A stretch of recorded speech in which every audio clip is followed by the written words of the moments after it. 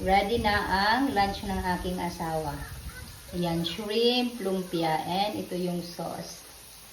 Ito tayo ng lunch. Ilan kami dito? 8, 10, 11, 12, 13, 15 people here in the house. Lunch ng aking asawa. And by the way, matatalo nyo ako sa pasosyalan, sa pagandahan, sa paseksihan. Pero hindi nyo ako matatalo pagdating sa pag-alaga ng pamilya. And thank you! Luto tayo ng lunch ng aking afam na asawa. So, nabili ko to sa Royal. Ito ay corn and coconut breaded shrimp. So, ipa-fry lang siya.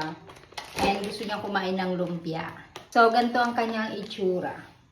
Saan kong bumili nito? Minsan kasi gusto ng aking asawa yung mga food na easy to cook lang. And favorite niya yung shrimp, basta peeled. So, ganyan ang itsura niya. So, pinagprituhan ko na empanada nito. Okay. And itong lumpia, nabili ko din siya. So, mahilig talaga akong mag-support sa mga community na nagtitinda. So, ayun, pag may nakita ko na nagtitinda, tapos bibilhin ko talaga para kumita. Kasi nga naghahanap buhay. Masarap siya. Nag-order ako nito ng 100 pieces nung nakaraan. So, fried lahat yung pagkain niya ngayon. Minsan lang naman siyang ganyan. So, minsan gusto niya lang kasi yung mga fried. Hindi siya mahilig sa sabaw. May ganang dikit. Hindi siya mahilig sa sabaw. Kasi daw, water lang daw yun with flavor. Magluto tayo ng lumpia. Magluto tayo ng sausawa. Ketchup, mayonnaise, paminsa,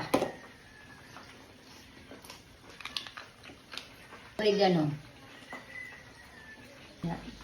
Perfect. Aming ulam, ipiprito ko siya.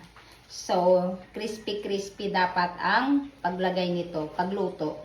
Crispy dapat ang pagluto. Para maging crispy, lagyan natin ng crispy fry yung oil. Ganito. Ayan.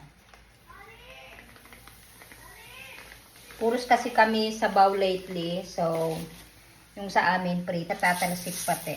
Sarap yan. Ready na ang lunch ng aking asawa. Ayan, shrimp, lumpia, and ito yung sauce.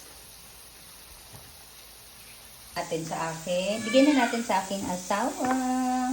Tatanong, sa kwarto siya minsan kumakain. Unhealthy food! Unhealthy food! What is that? Oh, thank you, Mom. It's early. What time is it? It's almost 12! Really?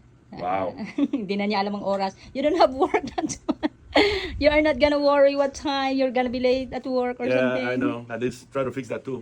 Yeah, so Love you, enjoy. Mommy. Love you. Gusto na may crispy fry. Konting kanin.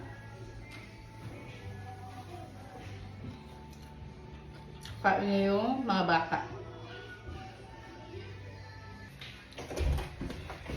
Na, kakain na sila.